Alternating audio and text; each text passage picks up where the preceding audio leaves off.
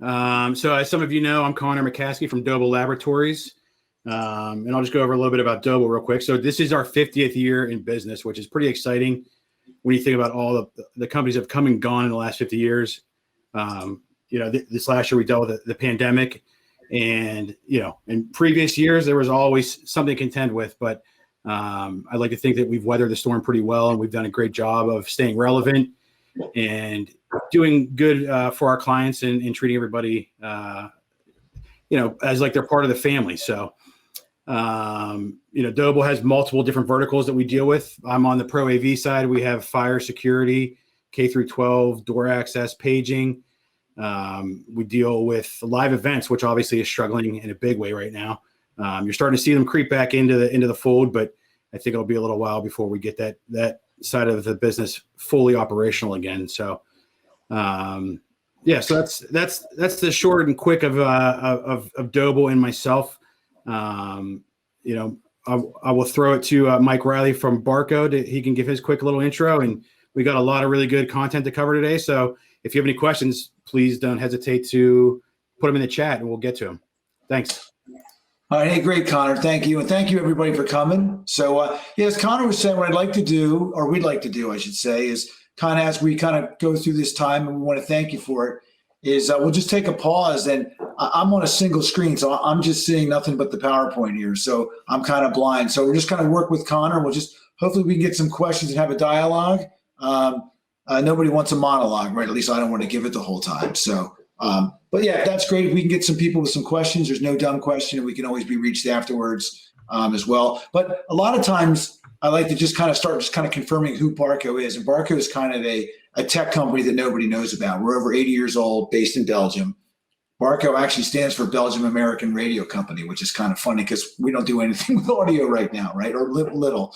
But we kind of have three main segments, and we're a visual communications company. We have Enterprise, which is click share. We're in control rooms. We make video walls, LED, LCD. We want to talk about LED later today. And also on the lower left, I'll have a slide on this in a second, is this new kind of virtual enhanced kind of collaborative learning space, right?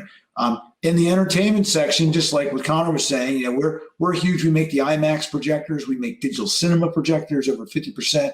I know, who knew, right? A lot of concerts, and we do visualization with simulation and things like that. A lot of there are planes and rides and amusement parks. And also, unbeknownst to me, we're huge in the healthcare space. So mammograms and X-rays and in the operating room, and the lower right product corner, somebody with like a phone.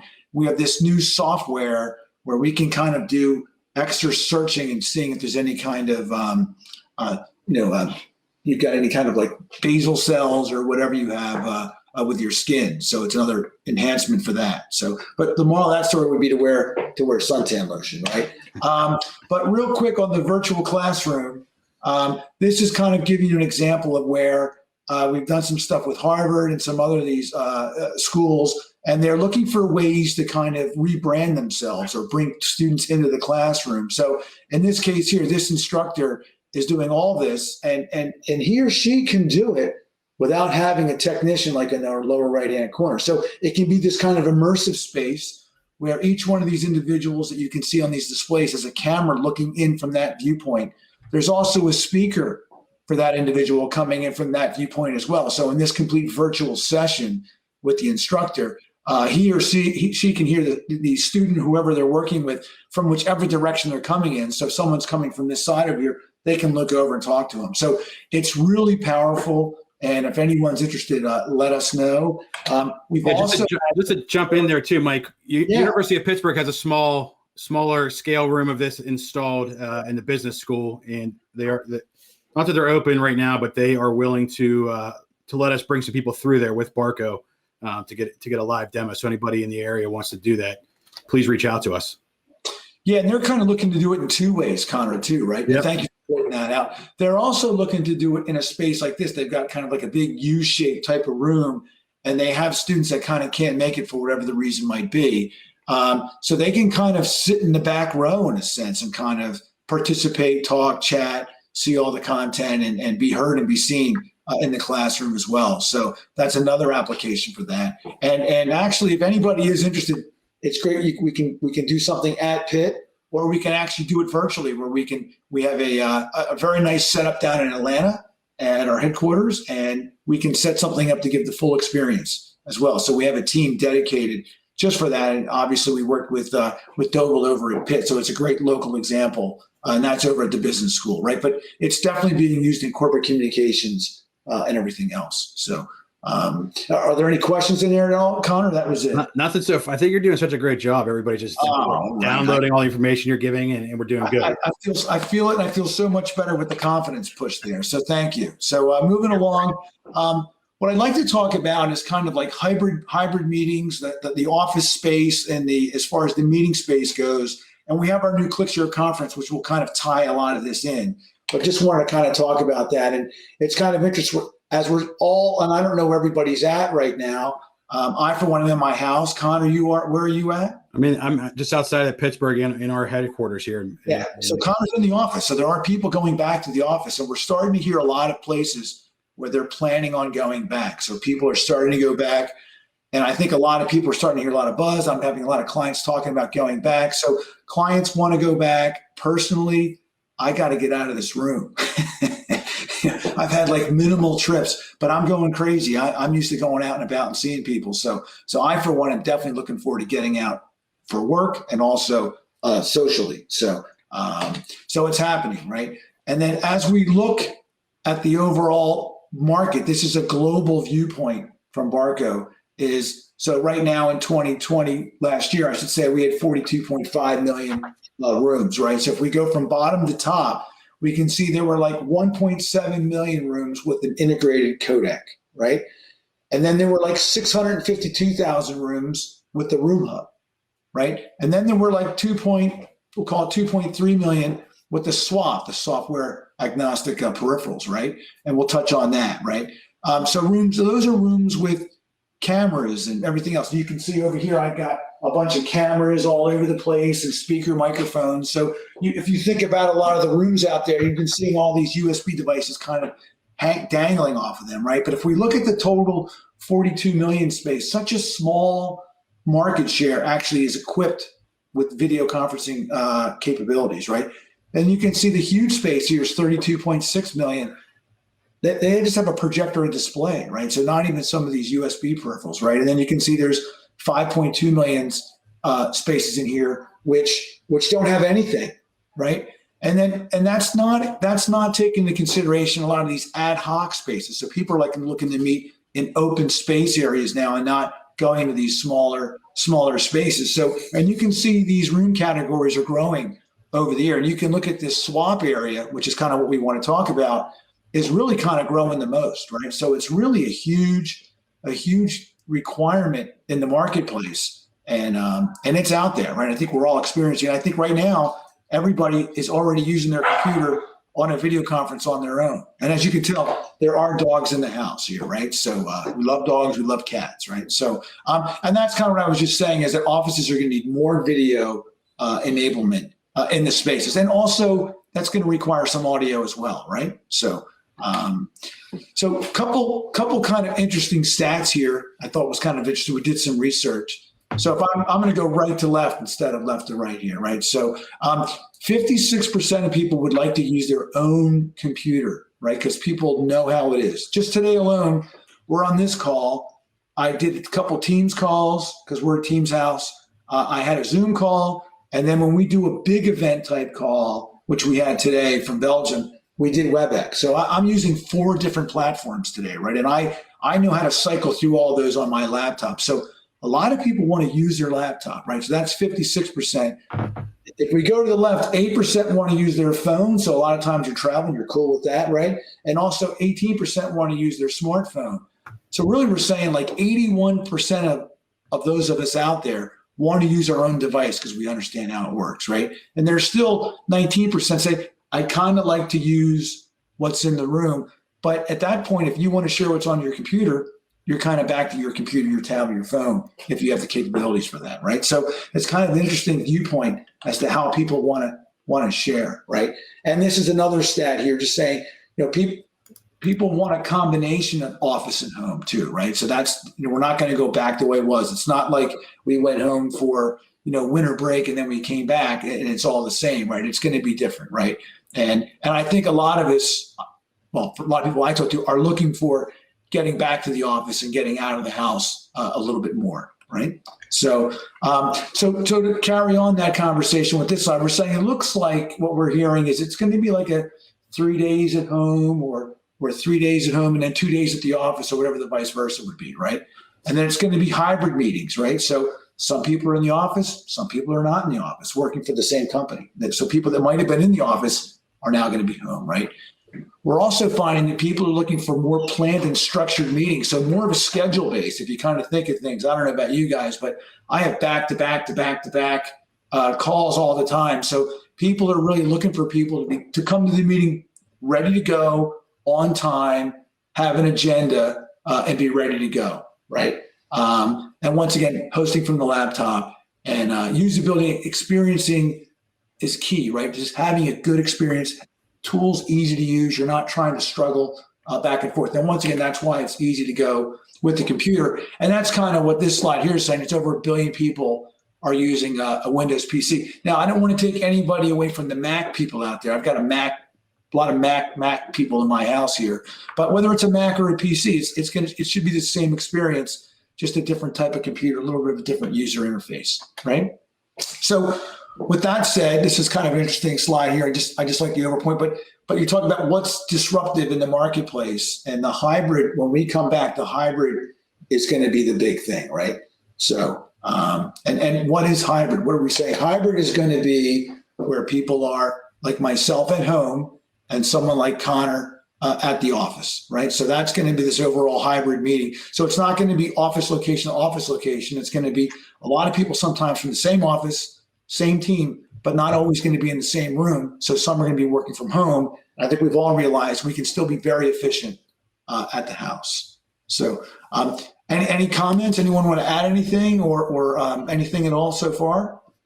Nothing. I'll throw one thing out there, Mike, too. I know that you're going through a lot of detailed information. Over on the right-hand side, underneath all the chat and everything, we preloaded a bunch of files for all the users who are in here, kind of all the attendees. But if you look on that right-hand side, it looks like 3 stacked sheets of paper, lots of information on the stuff that Mike's covering. So feel free to grab those down. Yeah, and then obviously, if you guys want more information, I can share a lot of this with you. There's nothing really confidential in here. So we can make this available as well, some other information as well. All right. I think there'll be some post-production stuff being sent out, some videos and things after this too. So. Okay, great. Awesome. All right. So we're talking about different meeting spaces, and I think these are just showing different types of rooms here as I move on. I like the slide to the upper left picture because I think we're going to be seeing a lot of meeting spaces, a lot of places like what you see right here, right?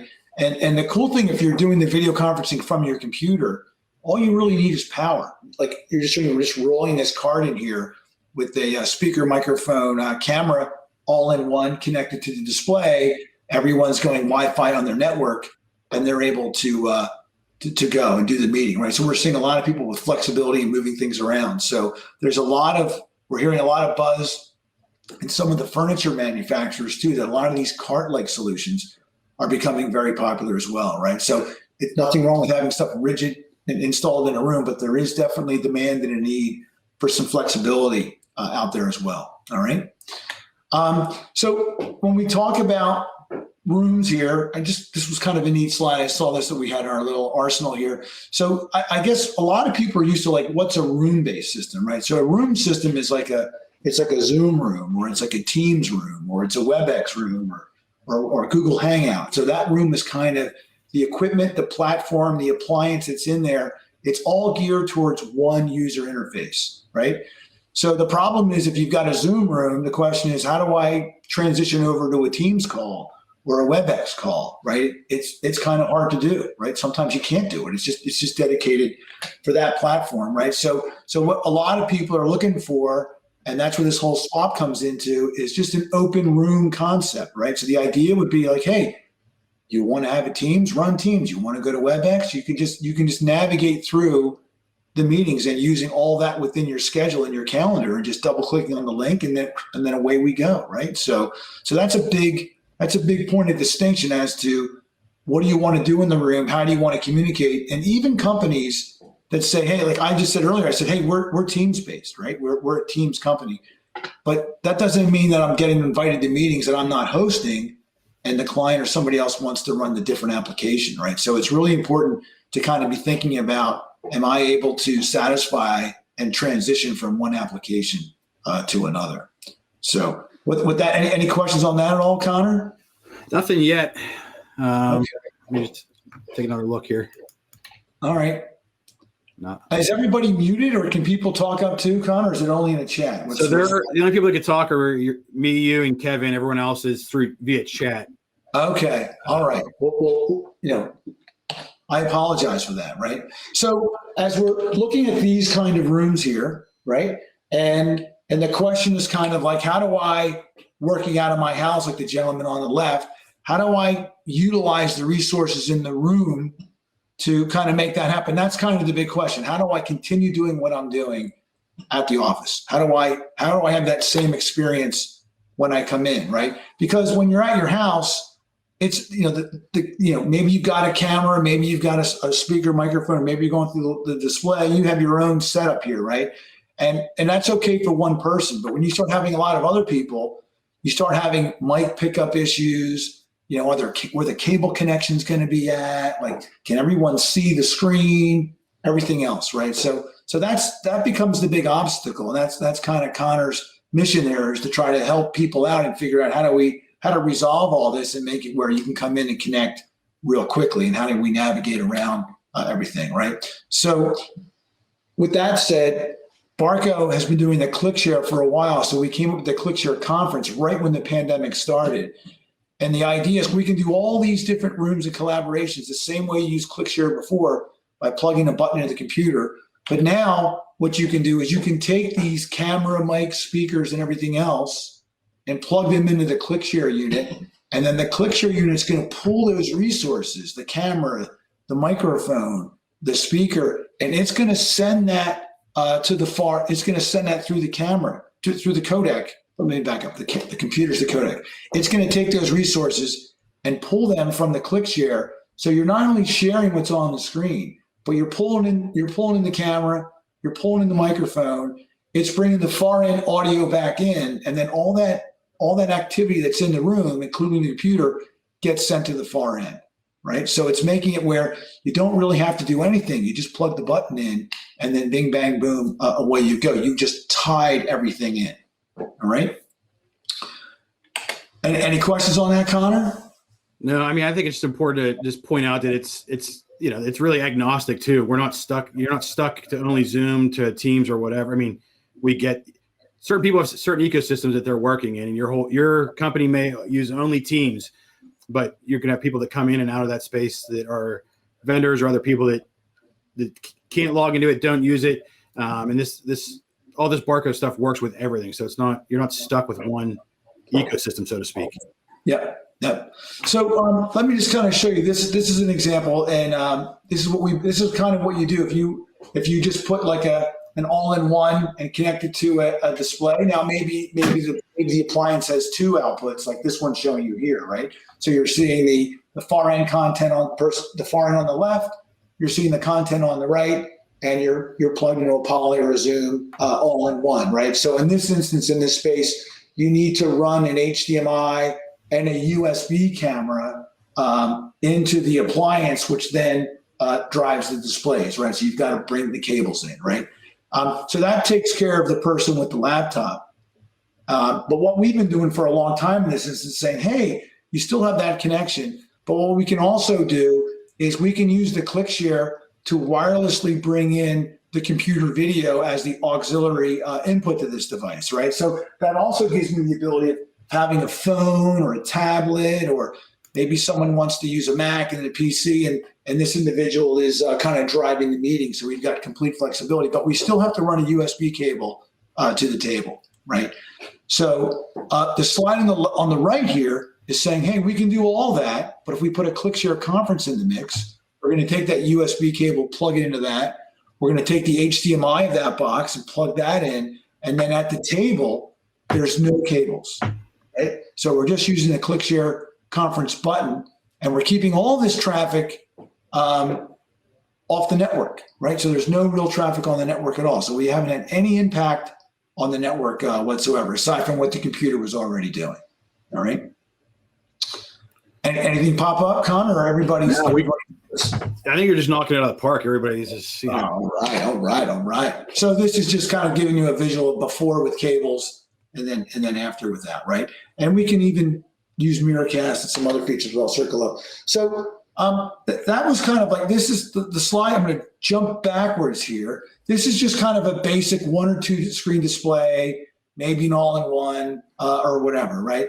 But like sometimes you've got bigger rooms, and the screen on the left is showing something like a Logitech Rally type solution, which has got a real nice camera, a couple of speakers, and it's got some microphones you can have at the table to give you some kind of local audio pickup there, right? So that can be very easily done, but we've kind of added some cables at the table, right? So they've got different solutions you can step up or step down in based upon the overall size of the room, right? So, it's not always one solution fits all. You may want to have a different audio microphone size of display for a bigger versus a smaller room, right? And that works the same way we talked about the connection before. Now, also, what if it's a bigger room, right? Maybe that flat panel is an LED screen, which I've got some slides on later. And maybe I want to go with some in-ceiling mics or an all-in-one mic, and then I want to have some in-ceiling speakers, right? So how does that work, right? And that gets a little more complicated from the IT AV side, right?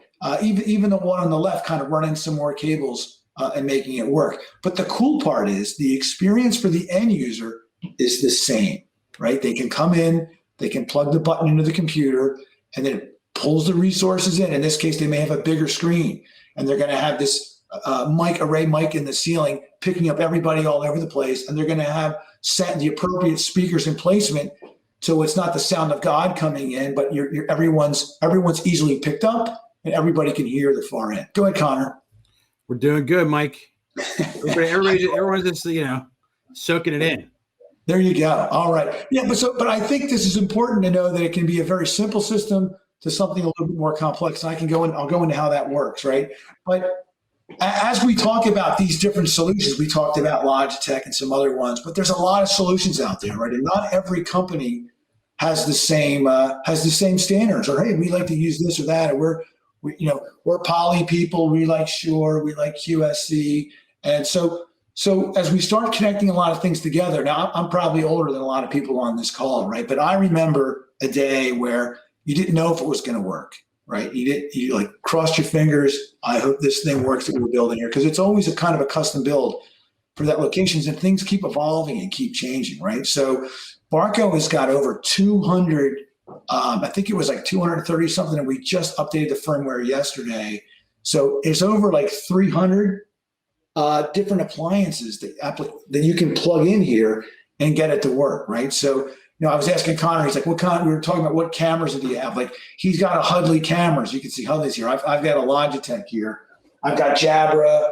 I've got Yamaha. I've got all kinds of little gadgets in here. So the cool part is when we have a list, you can go to the website, you can just see what works and what doesn't work. So if you're going, hey, I kind of like this Video camera, hey, not a big deal, right? So you can design systems knowing that it works. And I think that's the point there, right? So as we're talking about all those different ones, this slide's kind of interesting. Not sure really what everyone's doing right now, but we can kind of check and see what's connected if they're using the cloud-based to Barco free application to manage. And we can see that about 45% of the people are using Logitech. So Logitech's got a huge market share, right? We're seeing the second one is Poly. They've been coming up with some very nice solutions. And you can see Hudley is coming at 13%. So between those three, about 80% of the peripherals that we're seeing right now are from three manufacturers, which is quite interesting, right? But that's not 100%, right? So you can rest assured if you're staying within those three or some other ones, what it is. And this is kind of an estimate of what we've seen in the last year. And you can see Logitech is over 11,000. Poly's got 5,200. Hudley's got 1 point. It's about 1,200 units. Now, once again, remember, these are just the ones using our web-based management portal. There's a lot of people that still keep these things offline, although we'd like them to be online for management. I'll circle back to that. But it's just giving you an idea of what everybody's using and what people are using and how many. So this list gets enhanced every day. And typically all the ClickShare Conference that are sold are getting plugged into some of these overall appliances. All right. So we have one comment from Craig Gruneberg. He wanted to give you a virtual hug. Okay. He knows he knows you from way back. But well, big hug back to Craig. Thank you for that. He's probably people to ping in with more questions. So I guess I'll throw a question out there. What's the vetting process for some of these peripherals with the Barcos? How does that work? Or, what's the procedure? If there's something that doesn't work, what should people do as far as, can they get some Barco gear to test with to make sure it works, or how does that go? Yeah, that's a great question. So Connor, we are actively looking to let people test the gear out. A lot of times it's kind of a show me type of situation, right? So I would say anybody that says, hey, I'd like to try this Barco ClickShare out, if they just reach out to whoever they know at Dobil, Dobil can reach out to me and I will send whoever it is that wants to test the unit a free unit to test so they can check it out. Now, if they want to connect it to a Logitech meetup or a Hudley camera or Poly or something like that, they will they'll need to reach out to you. You'll need to reach out to that other manufacturer. I don't have everybody's gear here. I mean, I've got a small sample for myself, but not everybody, right? So, but how does the process work? Unbeknownst to me, but a lot of manufacturers started having an alliance account manager. So what does an alliance account manager do? Well, alliance account manager talks to their fellow peers at Logitech, Poly, Hudley, and the like, and they get the engineers going back and forth, and we trade gear back and forth with them so that they can test the product. So as they come up with new products, they're vetting it out, and we're doing the same thing. So we do that. There's also the end user dealer community who is testing things back and then submitting that in there. So I can give you an information, Connor, on where to do that. So it's being tested by Barco, by the other manufacturers, and then it's also being tested by the partner dealer community out there as to what they're experiencing. All right. Good stuff. Yeah. Okay. So a lot of people know, everybody knows Barco's got the button. With the ClickShare Conference being much quicker, we have a new generation of the button. But about 2 years ago, we came up with an app. We're like, hey, you know what? We need to have an app. So the cool thing is if you plug the button in for the first time, you can run a reduced version of the app on your computer, right? Not on the computer, on the button. So I'll grab a button right here. So you would plug this into your computer. It sees it as a CD-ROM, not as a storage device. Makes it much easier for it to be recognized by the computer. Some companies that lock that stuff down, you can just get it on the approved list. We work with a lot of IT departments. We've got a lot of security on stuff. So you can plug it in, run the application, pull the resources in, right? And then when you're done the meeting, unplug it, and then nothing's ever left on the computer. You can also download the app onto your computer, which will do a lot of other stuff, right? So, but in its infancy or in its easiest part, you can just do app sharing, and you can show what's on the display, and you can pull in all the resources, right? Another thing you're going to get is, like right now, if I want to make a change to my camera, I need to use this remote control. So as we try to get more touchless, I can do all this virtually through the app, right? I can control the audio, all these different features I can control through the app. So I don't have to touch all the different devices in the room. I do have to touch the button and plug that in. We will have a version of the button coming out once we kind of move through, but as we're in the medical display business, right? We do have antibacterial coatings that we can put on here to make that happen. It's not out yet. But also, if you plug the button in and you have the app on your computer, you can do everything from the computer itself. I can even have that pop up over here in the corner, and you can see it's tied into my calendar, and I can choose to share on the screen back here and pull in all the resources if I want to do that, right? But that will require me to kind of turn around and do a bunch of stuff, which I'm not going to do right now. But we can if people want to see that. Okay. Mike, what flavor of USB do the buttons come in? Great question, Connor. The buttons are, the new version are only USB-C.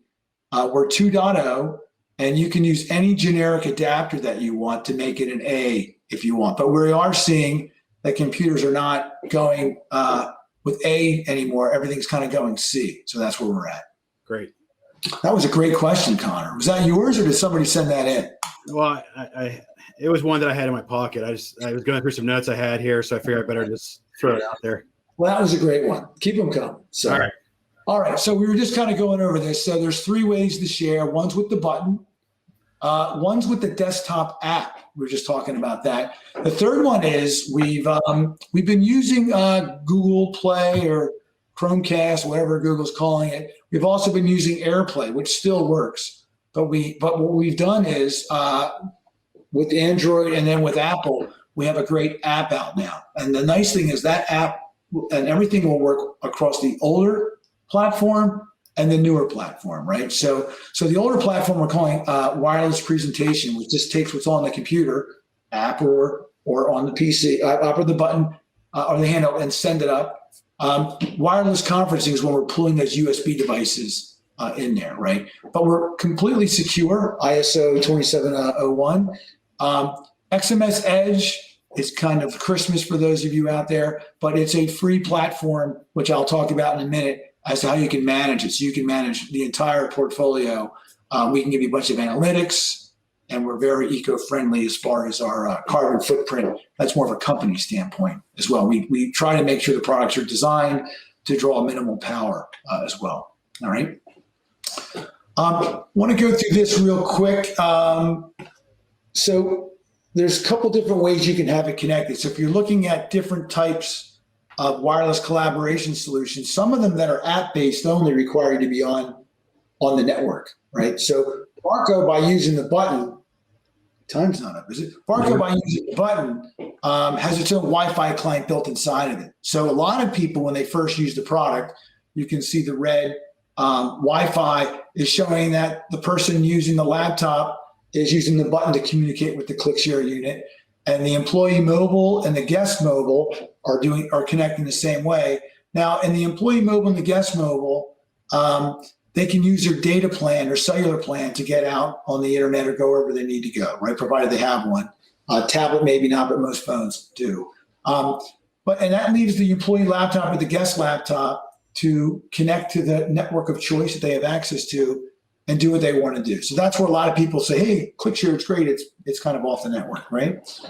The next part of this slide here says, hey, this is kind of an A and a B slide here. So A would be, we just put it on the network and we still maintain the left connection. And all we're doing is managing the units. So as we have new firmware that comes out, new updates, makes it quicker, makes it better. You can do all of that remotely, or you can say, hey, I'm going to let you get out on the internet and you can just manage yourself.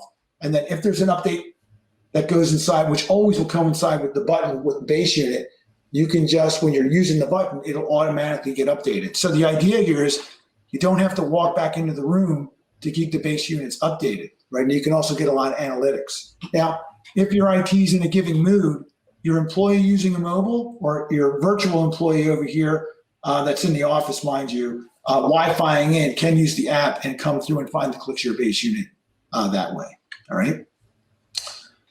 Then the next one here is some people say, hey, I don't want these units. I don't want any Wi-Fi networks. We're not down with that. I would like everything to be on our network and we'll use our access points. So now what you've done is you've taken all this traffic, which had been off of the network, and we've now run it on the network. So that's how app-based sharing is. It's got to be on the network. Pardon me. Hold on. You're right over there. I'll throw a question out there that I got from somebody. Yeah, I'm talking too much here, Connor. So you have it on the network. You just added a lot of bandwidth on here. So now we've shown this as a ClickShare LAN, but a lot of companies will have a separate video LAN, and they'll bring it on that way, right? They'll kind of manage all that bandwidth that way. So the cool thing is, we don't have to be in either one of these boxes.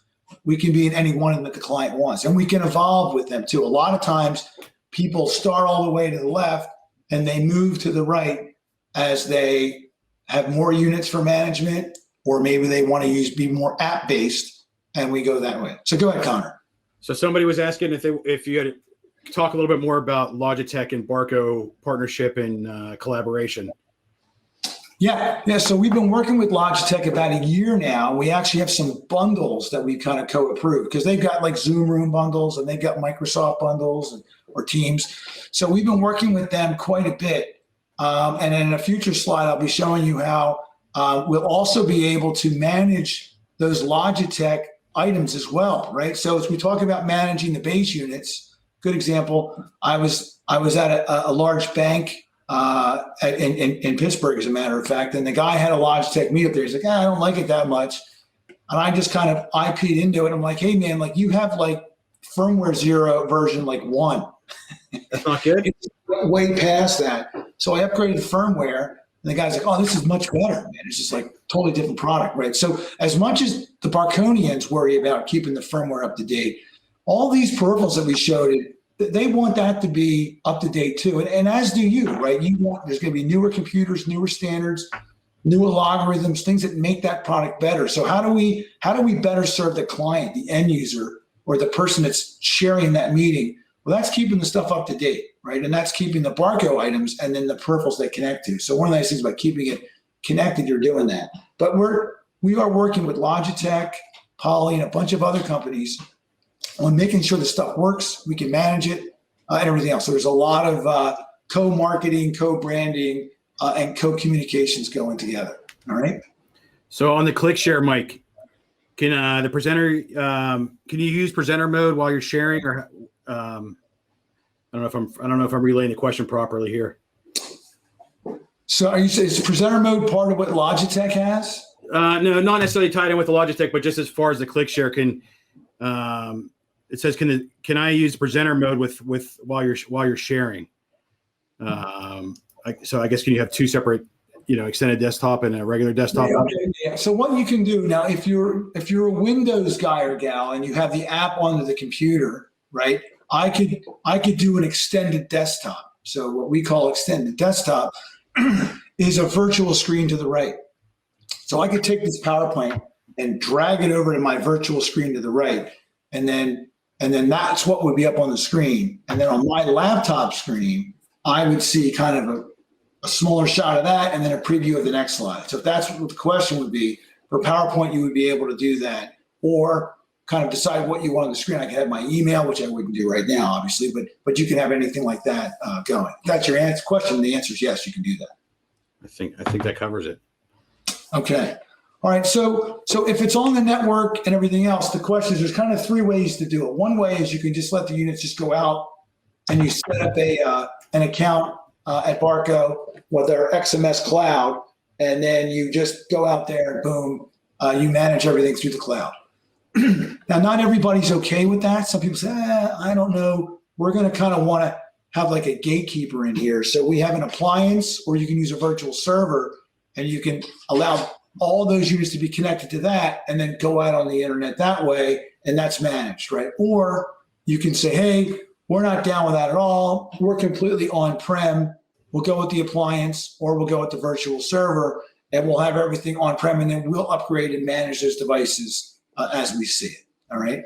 And this is just a screenshot just showing how you can see the number of items, whether they're the green means up to date, the yellow means it's one firmware version out, and the red means it's much further out, right? So you can go in and get all kinds of different data and everything else that you want to have as well, usage and everything else. Is it being used now? What's the firmware version? You can really go in and get a lot of metrics. Now, you can't see what's on the screen, and I can't tell that Connor is presenting right now. I can just see that it's in use, right? So there's, once again, very secure about content and privacy and everything else, right? So there's nothing going on here that would be inappropriate, right? Can I give certain people different access to this, or is it all or nothing type of thing on this? No, you can give different people access to it. Absolutely. Yep. And it doesn't need to be all in one location too, right? Like I've got access. We've got a showroom in New York City. I can see that. I've got some IT guys can see places all around, all around the country. Yeah, but it's not just one person, right?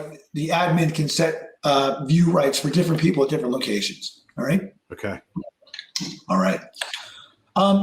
We were just asking about Logitech. So you can see here in the red circle here, we're saying the rally. So in this instance here, if I'm IPing into the ClickShare base unit and there is a rally meetup or whatever plugged into it, I can see that, right? I can see right here, microphone is the Logitech rally, the speaker is the Logitech rally, and the camera is the Logitech rally. And I can say, hey, you know what? There's new firmware. I want to update that firmware. So I can schedule that, or I can just sit here, click, and just do it right here, right now, right? So I've got this, now I have this USB device that's getting power. It's not on the network. It's just got a USB connections. How do I manage that? Well, boom, we can handle all that right through the base unit, all right?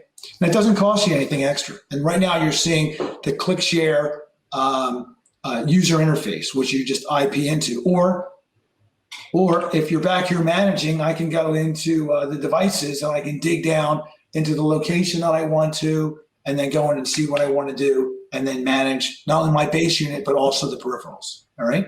Which is pretty awesome. Good stuff. I'll be throwing a 15-minute time check out there. All right, cool. I'll keep it moving. So we talked about it's going to be if you were to mute like your camera, your microphone, touch it at the table, or just hit as I put it back. It's going to show up complete app control from the remote. And then we just talked about full management of the devices. And that's really big for keeping the experience the best for everybody, right? So we kind of already went over this here. So, hey, what's new? I was going to do put a little picture in here of yesterday's news. And ironically, that's like kitty litter or something like that. So I didn't think that was going to work. So what's new here? We are now able to not only share and pull the content in from the button, but we can now do it with the app, right? So the app is going to give you the ability to do that. We're able to use Google Cast, also Miracast as well. We've added that as an overall feature. We have the widest number of USB devices, and we can be on your network as well. We've just upgraded the overall software for that. So this is just going over how you can tie everything through and test the software of the app to share on the app. Now, I just want to say, if you want to share on the app, that means that you've got to have everything on the network, right? Because you need to get out. You need to basically get on the internet to have the call, right? So if you're gonna, you're not using the button anymore, you're just using the app. So you'll have to be in that app-based, completely on the network configuration. All right. Another feature would be if I'm in a call like right now and I wanted to show something on my phone, I could just say, hey, I want to go into the app and I want to share what's on the local room, right? So I could stop sharing, still on the call, show what's on my phone, and that will come up on the screen. The same thing with somebody else using a button, an app, or a tablet. So very, very easy to do, right? You can also, with the app on the phone, Android or Mac, you can control the room and the session from the phone. You can share and you can take over and control the room from the phone. So a lot of really big enhancements in that area as far as how you're going to basically share content and be able to do more and more from tablets and phones. All right. And Connor, if there's any questions, just let me know. I'll just kind of try to. Yeah, no, we're doing good. I'm kind of excited for everybody to see the LED stuff too. So yeah, so we can do we can do a screen capture, a whiteboard. If you've got a touch screen, you connect that to the base unit, right? Also, what's kind of cool, there's a little menu bar at the bottom now. So the lower left screen here shows you that there is a camera and a microphone selected. And then if they're being used, they'll be green, or if somebody's muted, it'll be red. So you'll basically be able to look at the screen in the lower left-hand corner. We're showing you get a quick visual for that, right? So we've just made it faster. So we're constantly working on increasing the camera resolution and keeping the delay down, right? So we're constantly looking to enhance the overall experience, right? We've also have tie, if you're at the app on the computer, we're able to tie it into your calendar. Once again, I can just pop here and it can show me that there is a session in here, and I can click on this and just go right into the room. So we are tying everything into the camera connection as well. I just went over a lot of this, so this could take some more time, but the overall idea would be if everything's on the network, our CX50 since it's got a dual NIC card, you can wirelessly come in with the buttons and keep that traffic off of the network. So you're trying to figure out how to manage some of that. But here you're seeing the guest network, laptop, tablet, phone, all connected Wi-Fi, and then connected into the base unit that way, right? Now the base unit is going to be connected wired into the unit. The other units, the CX20 and 30, it's going to be on the network only, right? So a big advantage for the 50, right? Also, what we're going to do is we're going to use AirPlay for discovery. So if you're somebody using the app, well, the app is going to use the Bluetooth in your computer to find the unit that's closest and say, hey, although on the network I see all these units, this unit is the closest one in your proximity, and this is the one you're going to want to work. So once again, trying to make the connection point easier for somebody as well, right?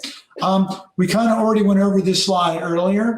So I just want to talk about LED. Barco does indoor LED, and we've got 0.9 up to 2.5 mil pitches, right?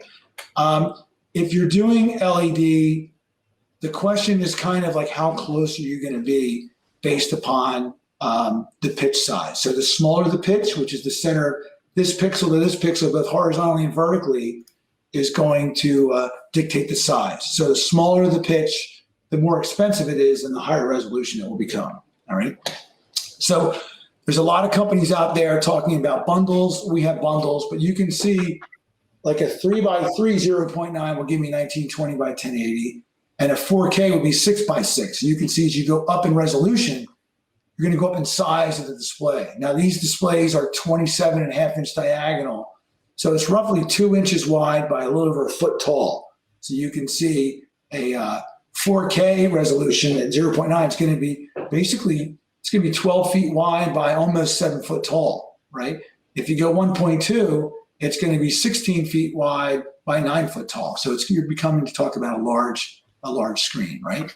So, all right, so I'm going to skip through some of this. We've got great image quality. People worry about, sometimes you don't notice it, but tearing kind of happens with some image processing. So you'll see here, if you look at the gentleman's mouth as it goes down, you can see his lower lip gets some tearing in there.